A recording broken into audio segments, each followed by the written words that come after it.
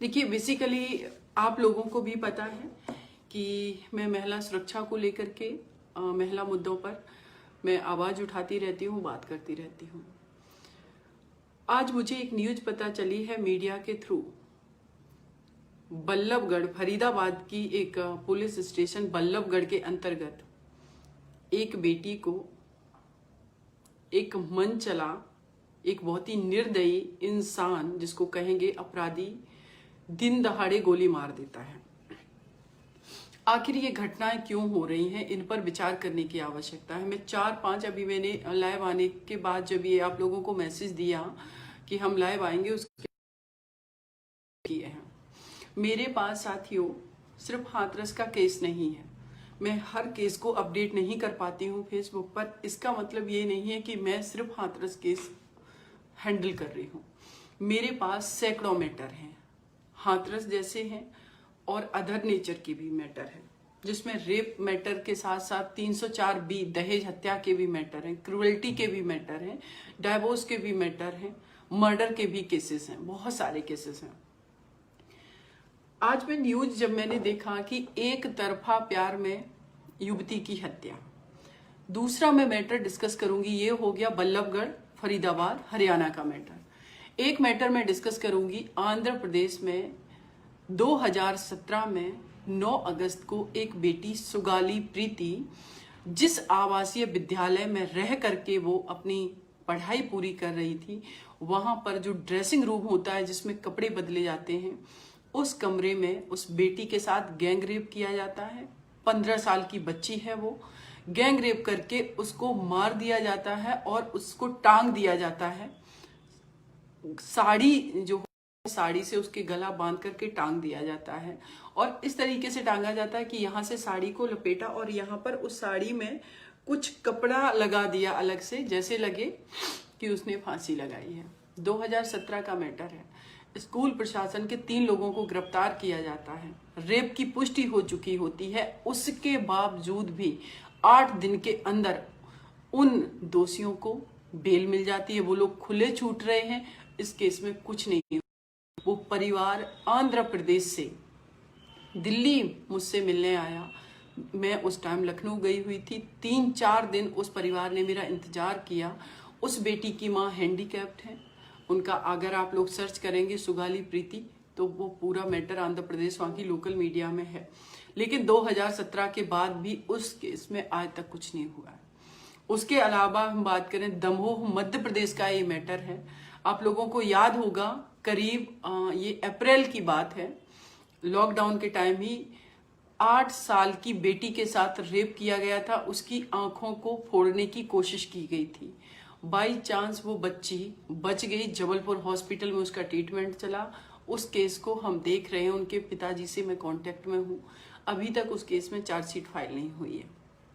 उसके अलावा पंचकुला में नवरात्र के टाइम आप लोगों ने देखा, मैंने न्यूज़पेपर की कटिंग डाली है कि उस 5 साल की बिटिया को बुला करके ले गया पड़ोसी की उसको कंचकें, जिसको बोलते हैं कन्या पूजन करना, उसके लिए, और उसके साथ रेप करके उसका मर्डर कर दिया गया। राजस्थान में 2 नाबालिग बहनों के साथ रेप किया जाता है। उसके बाद वहां के चीफ मिनिस्टर का स्टेटमेंट आता है कि नहीं, वो बेटियां अपनी मर्जी से गई थी। अगर कोई अपनी मर्जी से भी किसी के साथ अगर जाता है घूमने, तो क्या किसी को रेप करने का, मर्डर करने का अधिकार मिल जाता है? बलरामपुर उत्तर प्रदेश में एक बेटी के साथ रेप किया जाता है, उसको मार दिया जाता है। आजमगढ़ में रेप किया जाता है। मैनपुरी में नवोदय विद्यालय की छात्रा, उसको वो अपने कमरे में, अपने जो आवासीय विद्यालय था उसमें पंखे से लटकी हुई पाई जाती है। उसके अलावा आजमगढ़ की बात करें, कितने केसेस गिना दें। मेरे पास दिल्ली में भी एक अदर मैटर है। लड़की की शादी होकर के वो ससुराल जाती है। परिवार के कम से कम उस परिवार के 3 सदस्य मिलकर उसका रेप करते हैं। उसका हस्बैंड, उसका जेठ, उसका ननदोई, और पूरे परिवार को ये बात पता है। उस बेटी को डरा के रखा जाता है। नरेला दिल्ली में ये मैटर है। FIR तक लॉन्च नहीं की जाती है। उसके बाद काफ़ी जद्दोजहद के बाद FIR होती है। अभी वो मैटर कोर्ट में है क्योंकि एंटीसिपेटरी बेल लगाई हुई है परिवार ने। अब हम आप लोगों से जो बात करेंगे कि अभी हाथरस केस जो मैं हैंडल कर रही हैं उस केस के बारे में, क्योंकि डिफरेंट मीडिया प्लेटफॉर्म से अलग अलग तरीके से लोगों को यूट्यूब के माध्यम से आप सभी लोगों ने सुना। सच्चाई इस केस की मैं बयां करना चाहती हूँ। हालांकि ये मैटर अभी अंडर इन्वेस्टिगेशन है, लेकिन जब मैं उस परिवार से मिली, 3-4 बार मैं मिल चुकी हूँ, डेली उस परिवार से मेरी बात होती है, तो आप लोगों को सच्चाई बताना चाहती हूँ। पहला दिन 14 सितंबर, जिस दिन उस बेटी के साथ मॉर्निंग में ये क्राइम किया जाता है, जब वो काम कर रही होती है खेत में, क्राइम किया जाता है, उसके बाद उसका भाई इमीडिएटली अपनी बहन को अपनी माँ के साथ जैसे तैसे उसकी बुरी बेहोशी की हालत में, कंडीशन में वो लेकर के जाते हैं चंदपा पुलिस स्टेशन, जो कि हाथरस में है। वहां जब वो लेके जाते हैं, वो बेटी बैठ नहीं पा रही है, उसकी कंडीशन इतनी खराब है, क्योंकि जो उन लोगों ने गला दबाया, जो दोषी हैं, उन्होंने जब ये गला दबाया तो उस बेटी की जीभ निकल आई और उसके दांतों से उसकी जीभ इतनी बुरी तरीके से डैमेज हो गई कि वो बोल भी नहीं पा रही थी। गला दबाया, गला दबाते वक्त अगर 3-4 व्यक्ति उसका गला दबा रहे हैं, उसको पूरी, वो बेटी नेकेड थी, पड़ी हुई थी, उसकी माँ ने देखा तो उसका ये बैकबोन, यहाँ से जो हड्डी थी वो टूट गई, कमर में फ्रैक्चर। जब गला दबाया तो माइंड में ऑक्सीजन सप्लाई बंद हो गई, वो बेटी एकदम पैरालाइज हो गई।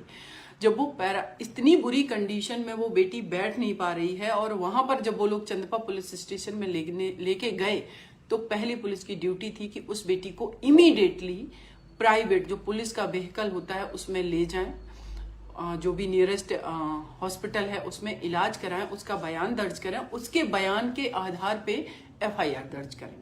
लेकिन इस केस में आप देखेंगे वो बेटी लेटी हुई है, वहां पर जमीन में लेटी हुई है।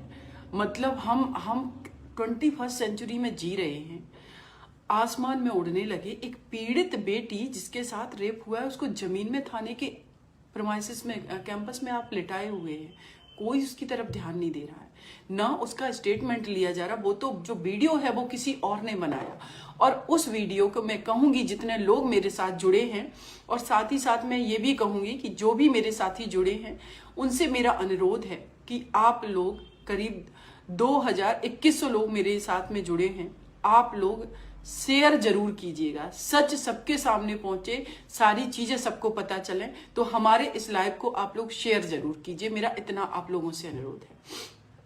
अब मैं बात करती हूँ हाथरस केस की, कि वो बेटी लेटी हुई है और वहां पर उसके भाई से कहा जाता है कि आप जल्दी से, क्या हुआ है आपकी बहन के साथ, जल्दी से लिख करके दीजिए। तब तक वो भाई अपनी बहन से बात नहीं कर पाता है, उसकी माँ ठीक से नहीं समझ में आता है कि उसकी बेटी के साथ क्या हुआ है। सिर्फ ये दाग दिखाई पड़ते हैं, बेटी के कपड़े नहीं थे, बेटी को ब्लड निकल रहा था, उनको नहीं समझ में आ रहा कि हम क्या करें। एक तरफ उसकी बुरी कंडीशन, दूसरी तरफ इस सिचुएशन में कोई कहेगा कि आप जल्दी जल्दी सारी चीजें लिख करके दे दो। वो भाई, उसका माइंड क्या इतना स्टेबल होगा कि वो बैठ करके हर चीज को डिस्क्राइब करके लिखे। वो पहली जो कंप्लेन है मीडिया में आई, आप देखिए, हार्डली 50 वर्ड्स में लिखी हुई वो कंप्लेन है, जिसमें वो पूरी बात भी नहीं लिख पाया है। और उसके आधार पर ये लोग का कहना है कि जो भाई ने लिखा उसको हमने एफआईआर में कन्वर्ट कर दिया। उस बेटी का स्टेटमेंट क्यों नहीं लिया? वो स्टेटमेंट आप लोग मीडिया में देखिए कि वो स्टेटमेंट मीडिया में वो बेटी कह रही है कि मेरे साथ जबरदस्ती करने की कोशिश की गई और हमने अपने आप को बचाने की कोशिश की, तो मुझे गला दबा दिया गया, मेरी ये कंडीशन की गई। देखिए पुलिस की नेग्लिजेंसी की। और ये लोग कहते हैं फर्स्ट इंफॉर्मेशन रिपोर्ट, जो एफआईआर होती है, एफआईआर का जो फुल फॉर्म होता है फर्स्ट इंफॉर्मेशन रिपोर्ट।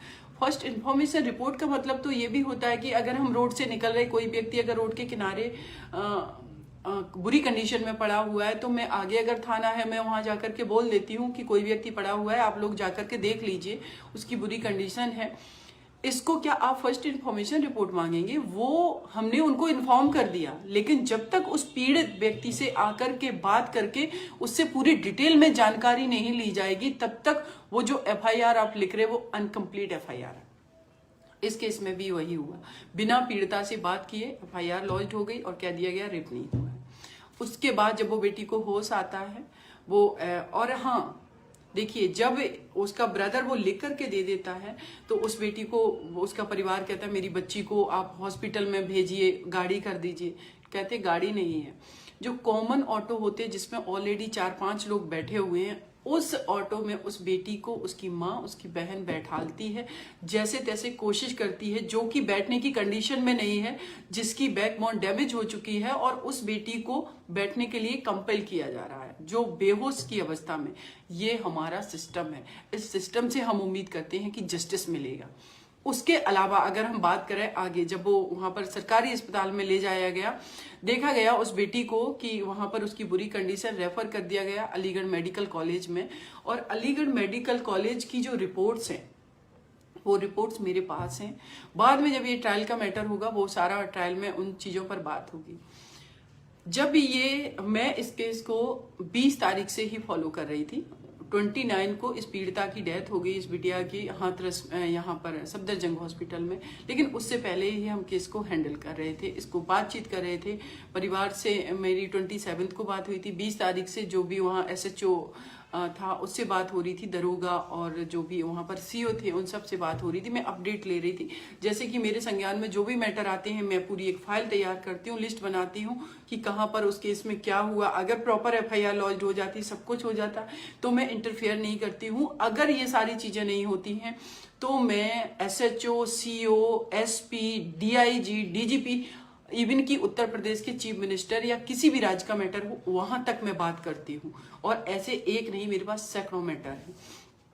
दूसरी बात करें, अलीगढ़ में ट्रीटमेंट चला। अलीगढ़ में एडमिनिस्ट्रेशन ने क्या लिखवा लिया परिवार से कि लिख दो आप अपने बेटी के इस इलाज से संतुष्ट हैं। अब क्या एडमिनिस्ट्रेशन को नहीं पता है, डॉक्टर से वो कंसल्ट नहीं कर रहे हैं कि ये रेप पीड़िता को, इस बेटी को जिसकी इतनी बुरी कंडीशन है, उसको बचाना है। परिवार से ये लिखवा करके आप अपनी ड्यूटी से फ्री हो जाते हैं कि आपकी कोई ड्यूटी नहीं। जब वो बेटी की कंडीशन खराब हुई, उसको एम्स के लिए रेफर किया गया, एम्स नहीं लेकिन भेजा गया। एम्स में बेड खाली नहीं होते हैं, बेड तो बड़े बड़े लोगों के लिए हैं। उसको सफदरजंग हॉस्पिटल भेजा गया। जब सफदरजंग हॉस्पिटल में गए तो वहां के डॉक्टर्स ने कहा इसकी जो समरी है, मेडिकल समरी है, जो MLC है, वो मुझे दिखाइए, जिससे हमें पता चले। कहीं पर भी रेफर किया जाता तो सारे मेडिकल पेपर दिखाने होते कि इस व्यक्ति को प्रॉब्लम क्या है, इसके साथ क्या हुआ है, क्या बीमारी है, हर चीज। लेकिन मेडिकल पेपर नहीं है। तो आप सोचिए कि कितनी एडमिनिस्ट्रेशन की नेग्लिजेंसी। उसके बाद ये बेटी वहां पर एडमिट होती है। इस बेटी की डेथ हो जाती है 29 को मॉर्निंग में 5 बजे। पीड़ित परिवार को इस बेटी की डेड बॉडी नहीं दी जाती है, वहां से निकाल दी जाती है। उसके बाद आप सभी ने देखा रात में जला दिया जाता है। पुलिस का कहना है कि हमने इसलिए जला दिया क्योंकि वहां पर लॉ एंड ऑर्डर का इशू था। तो मैं कहूंगी कि ऐसा वहां कुछ भी इशू नहीं था। आप सभी ने देखा है, वो वीडियोज देखे हैं जिसमें करीब 200 से 300 पुलिस ऑफिसर्स हैं, वहां पर पुलिस के लोग थे और परिवार के सदस्य हार्डली 50 से 60 लोग होंगे। क्या 50 से 60 लोग लॉ एंड ऑर्डर को फेल कर लेते? लेकिन अब ये समरी से हम बात करेंगे कि हम उम्मीद करते हैं कि हमारी देश की बेटियां सुरक्षित हो जाएं। उन्नाव का मैटर हुआ था। उन्नाव में वो बेटी जिसको जान से मारने की कोशिश की गई, उसके फादर की पुलिस कस्टडी में हत्या कर दी गई और उसके घर की जो 2 लेडी मेंबर थी उनका भी मर्डर हो गया। ये सिस्टम है हमारा। जब पुलिस कस्टडी में हत्या की जा रही तो हम किससे उम्मीद करेंगे? जो लोग जस्टिस सिस्टम के पार्ट हैं, अगर वो नेग्लिजेंसी दिखाएंगे, वो फैक्ट को मिटाएंगे, वो लोग बाइस्ड होकर के काम करेंगे, या तो वो धर्म के आधार पे काम करेंगे, या तो जाति के आधार पे काम करेंगे, या पितृसत्ता समाज से बाइस्ड होकर काम करेंगे, फीमेल को कुछ नहीं समझेंगे, FIR सही सेक्शन में दर्ज नहीं करेंगे, मेडिकल ठीक से नहीं कराएंगे, डॉक्टर्स को धमकाया जाएगा, और फिर उसके बाद जब कोर्ट में मुकदमा जाता है तो कहा जाता है अरे इसमें तो इतने साल लगे, उसमें सालों साल लग जाते। इसको आप जस्टिस सिस्टम कहते हैं। ये सोचने वाली बात है। जब तक ये चीजें नहीं सुधरेंगी तब तक मुझे नहीं लगता है कि कुछ भी बदलाव आएगा। निर्भया के साथ 2012 में क्राइम हुआ, उसके बाद वर्मा कमेटी की रिकमेंडेशंस आए 2013 में।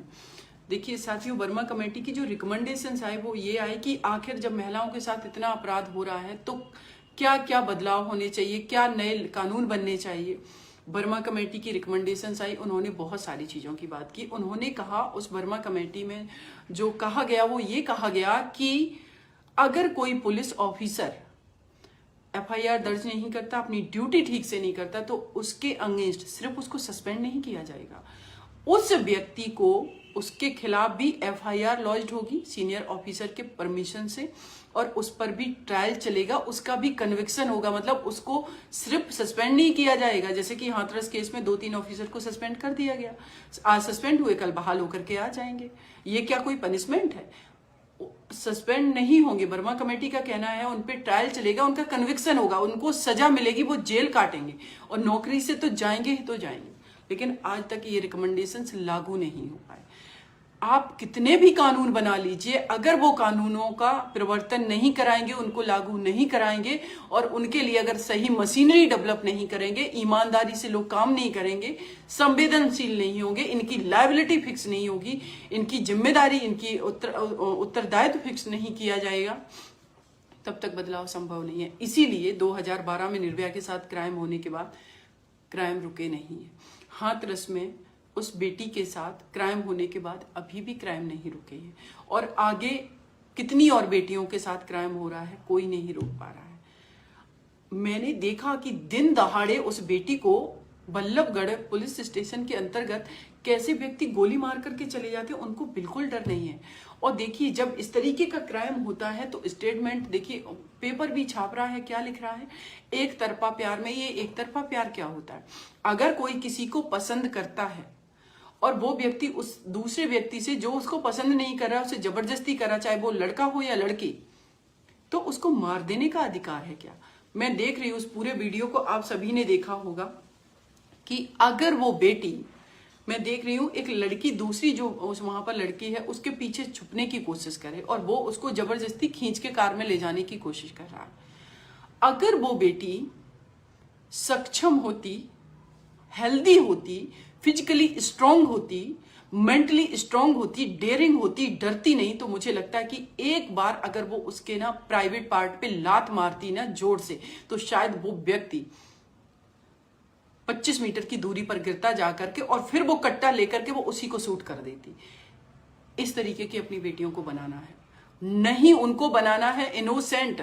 नहीं ये चीज आप बोलिए भैया, जब शादी होती है कहते हो मेरी बेटी तो गऊ है, बहुत सीधी है, सच्ची है, आवाज नहीं निकलती। जिन बेटियों की आवाज नहीं निकलेगी, जो सीधी सच्ची होंगी, जो फिर वो इसी तरीके से मारी जाएंगी, क्योंकि दूसरा वर्ग बहुत स्ट्रांग है, बहुत एक्सपोजर मिला है, चिल्लाता भी है, सुनते हो गला फाड़ फाड़ करके भाषण दिए जाते हैं।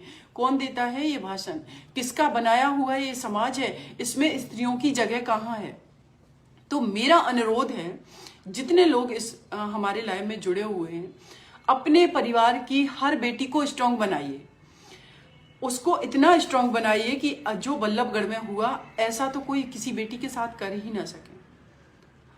आप देखेंगे, अगर आप अपनी बेटी को परिवार के अंदर स्ट्रांग नहीं बनाएंगे, ताकतवर नहीं बनाएंगे, उसको आप चुपचाप करा देंगे और दूसरे के सामने ये प्रेजेंट करने की मेरी बेटी तो एकदम सीधी सच्ची है, ऊंची आवाज, जो बेटी ऊंची आवाज में बात नहीं करेगी, उससे कोई अगर बाहर चिल्ला के बात करेगा, उसको छेड़ने की कोशिश करेगा, वो बेटी आवाज नहीं उठा पाएगी। और फिर आप कहते हैं कि समाज में माहौल खराब है। समाज में माहौल अगर खराब है, उसको सही करने की भी उस व्यक्ति की भी जिम्मेदारी जिसके खिलाफ क्राइम हो रहा है। आप अपने घर की बेटी को स्ट्रांग बनाइए। जितना आप बेटों को जिम भेजते हैं ना मसल्स पावर बनाने के लिए, उतना अपनी बेटी को भी खिलाइए, अपनी बेटी को भी बाहर भेजिए, उसको फिजिकली स्ट्रांग बनाइए, मेंटली इतना स्ट्रांग बनाइए कि एक अपने पापा की या मम्मी की डांट से वो आंसू ना बहाने लगे, बल्कि वो जैसे उसका भाई चुपचाप सुन करके जाकर के कमरे में पढ़ने लगता या लेट जाता या मोबाइल चलाता, क्योंकि उस पर असर नहीं पड़ता इन चीजों का। लेकिन एक बेटी को आपने भावनात्मक रूप से इतना कमजोर बना दिया, एक छोटी सी डांट से डर जाती है। जब वो डरेगी तो घर में डर रही है जो बेटी, वो बाहर जाकर के क्या किसी का सामना करेगी? तो मेरा आप लोगों से अनुरोध है, अपनी बेटी को उतना ही निडर बनाइए। और करेक्टर की डेफिनेशन, ये दूसरे लोग क्या सोचेंगे, क्या कहेंगे, छोड़ दिए इन बातों को। समाज हमारी सोच से, हमसे बनता है। आप जो सोचेंगे, आप जो करेंगे, वही उसी से समाज बनेगा। ये समाज कोई ऐसा नहीं हाइपोथेटिकल कोई थॉट प्रोसेस है, कोई अलौकिक चीज है। सब कुछ हम लोग समाज का हिस्सा है, सब कुछ हमने बनाया है। दूसरा मैं बात करूं, आप लोगों से कि ये अगर आप करेंगे, और दूसरा कि जो बच्चे हमारे हैं परिवार में, जो हमारे मेल मेंबर हैं, मेल सदस्य हमारे बच्चे हैं, उनको हम इतना सब बनाएं। आखिर जो लड़का उस बेटी को मार करके गया बल्लभगढ़ में, उसकी क्या सोच थी? उसकी सोच यही थी कि अगर ये हमारे साथ नहीं आई तो हम मार देंगे। तो आखिर ये जो लड़के जो क्राइम करे, ये सोच क्यों रहे हैं ऐसा? इनको कहां से सीख मिल रही है? आखिर ये इनके अंदर डर क्यों नहीं है? इनके अगर अंदर डर नहीं है तो उसका सबसे बड़ा वजह है कि हमारे कानून जो हैं, ये हमने बना करके मोटी मोटी किताबें रख तो ली, लेकिन ये कानून कैसे लागू हो इस पर हमने काम ही नहीं किया। हमने वो मशीनरी डेवलप नहीं की, हमने वो पुलिस की इतनी व्यवस्था नहीं बनाई, हमने पुलिस को सेंसिटिव नहीं बनाया कि वो ईमानदारी से काम कर सकें, संवेदनशील होकर काम कर सकें, तुरंत एक्शन लिया जाए। एक केस में जिसमें लड़का किसी लड़की को छेड़ रहा है, उस केस में अगर वो बेटी एफआईआर करती है तो आप सोचिए दूसरे दिन वो बेल पे छूट करके घर आ जाएगा, फिर उसके हौसले और बढ़ेंगे। और जिस केस में, छेड़खानी के केस में वो बंदा छूट करके घर आया, वो केस में जो सजा है उसका प्रावधान है 1 से 2 साल, लेकिन वो केस कोर्ट में चलेगा 8-10 साल। सोचिए कैसा हमने सिस्टम बना रखा है, और किसी को कोई फर्क नहीं पड़ता है। कैसे आप लोगों को मैसेज देंगे कि अगर कोई किसी के खिलाफ क्राइम कर रहा है तो वो किसी भी कंडीशन में नहीं बचेगा, हर हाल में उसको सजा होगी, टाइम बाउंड सजा होगी, 2 महीने के 3 महीने के अंदर में सजा हो जाएगी। ये तो हम डेवलप ही नहीं कर पाए। हम तो, हमारा बहुत ही स्ट्रांग कानून है, इस स्ट्रांग कानून को आप क्या करोगे? उसको लेकर के ढोल बजाओगे, नगाड़े पीटोगे, वही तो पीटा और देश की बेटियां बलि चढ़ती जा रही हैं। ये बात सिर्फ देश की बेटियों के अलावा उन लोगों की भी है कि बहुत उत्तर प्रदेश में खुलेआम मर्डर हो रहे हैं। बहुत जगह पर मैंने देखा कि लड़कों के भी मर्डर किए जा रहे हैं।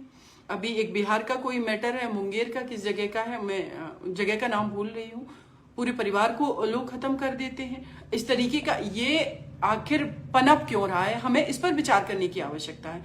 तो इसके लिए जब तक पॉलिटिकल विल पावर नहीं होगी, बदलाव नहीं होगा। पुलिस ऐसे ही काम करती है। आप सोचिए, हाथरस पीड़िता जो बेटी है, ये लोगों के हौसले इतने बढ़ गए कि जहां पर आप बात करते हैं कि अंतिम संस्कार हर किसी का फंडामेंटल मौलिक अधिकार है, उस बेटी को रात में ये लोग केरोसिन डाल के जला रहे हैं और डीएम कह रहा है कि नहीं वो गंगा जल छिड़का गया था। आप लोगों ने अगर देखा, वीडियो देखिए वो ध्यान से, वो गंगा जल इसको ऐसे ऐसे करके छिड़का जाता है। वो कैन जो है, वो कैन मैंने उस परिवार की सुरक्षित रखाई, अब वो सीबीआई के अंडर है, वो देख रहे, इन्वेस्टिगेशन कर रहे। ये तो इन लोगों की मानसिकता है। डीएम कहता है वहां पर कि अगर आपकी बेटी को कोरोना से मर जाती तो क्या इतना कंपनसेशन मिल जाता? ऐसे ऑफिसर जब ऐसा माइंडसेट लेकर के बैठे, ये क्या समाज को मैसेज दे रहे हैं? क्या बदलाव करेंगे? क्या उस परिवार ने कभी कंपनसेशन मांगा था जब उसकी बेटी की डेथ नहीं हुई थी? क्या उस टाइम उन्होंने कंपनसेशन मांगा? तुम अपनी नाकामियों को छुपाने के लिए उस परिवार के आगे कंपनसेशन जैसा एक वो लेकर के आ गए कि नहीं, हमें अब हम क्या करें, चलो कंपनसेशन दे करके हम अपने आप को संरक्षित महसूस कर लेते कि नहीं देखिए हमने कंपनसेशन दे दिया। शर्म आनी चाहिए ऐसे ऑफिसर्स को, और शर्म आनी चाहिए ऐसे सिस्टम को जिनमें ऐसे लोग काम करें, जिनकी ट्रेनिंग मुझे लगता है पता नहीं कैसी होती है। मैं यूपीएससी की तैयारी कर रही थी, मैं भी कोचिंग कर रही थी। मैं सोचती थी कि लोग जब भी इंटरव्यू होता है उसके लिए हमें प्रिपेयर होना है, तो कहा जाता है इतना सच बोलना है इंटरव्यू में, इतना झूठ बोलना है। हमें हमारी अपब्रिंगिंग सोसाइटी में, परिवार से लेकर के, समाज से लेकर के, हमारे जो ट्रेनिंग सेंटर है, सिस्टम में फिट बैठना। सिस्टम में फिट बैठने का भाई क्या मतलब है कि सिस्टम अगर गलत कर रहा है तो नए लोग, जो बच्चे जा रहे हैं, नए लोग जा रहे हैं, कुछ बदलाव चाहते, उनको भी उस गलत सिस्टम को एक्सेप्ट कर लेना, एडॉप्ट कर लेना है, उसमें फिट हो जाना। इसको कहते हैं सिस्टम में फिट बैठना। ये कौन सा सिस्टम की बात कर रहे हैं? हम 21st सेंचुरी में जी रहे हैं, हमें आजाद हुए इतना समय हो गया। आखिर क्यों नहीं लोग इंसानियत के साथ काम करते हैं? आखिर वो लोग पद पर बैठ करके क्यों ठीक से काम नहीं करते? हमारे संविधान का तो कहीं पालन ही नहीं होता है। अगर पालन हो रहा होता तो शायद देश की 49% आबादी भी सुरक्षित होती। और जो डीएम इस तरीके की बकवासबाजी करते, वो बकवासबाजी नहीं करते। आप लोगों ने देखा, एडीएम जो था कह रहा है आपको जाने का अधिकार नहीं। अरे भैया, आर्टिकल 19 में हमारा फंडामेंटल राइट है, हम भारत के किसी भी कोने में फ्रीली मूव कर सकते हैं। अगर मेरे से किसी की सिक्योरिटी का इश्यू नहीं है, अगर मैं जाती वहां पर, जिस परिवार ने मुझे बुलाया था, तो इनका कौन सा वहां पर समस्या खड़ी हो जाती। लेकिन ये कहते 144 लगी हुई है। 144 जो सीआरपीसी की धारा है, उसका प्रोविजन है कि कर्फ्यू लगा दिया जाता है एक जगह पर एक से ज्यादा लोग, 4 से ज्यादा लोग मूव नहीं कर सकते हैं। मैं तो अकेली जा रही थी, लेकिन एडीएम का व्यवहार देखा, हमें मर्यादा सिखा रहा। इस देश की बेटियों को ही इन्होंने मर्यादा सिखाई है। मर्यादा सबसे ज्यादा ताक पे इन्होंने ही रखी है। विकृत समाज पितृसत्तात्मक सोसाइटी ने बनाया हुआ। कितना इस देश की बेटियों ने या जो भी महिलाएं हैं, कितना हम लोगों ने साहित्य लिखा, कितना हम लोगों ने वेद पुराण रामायण महाभारत या गीता कुरान, क्या हम लोगों ने लिखा?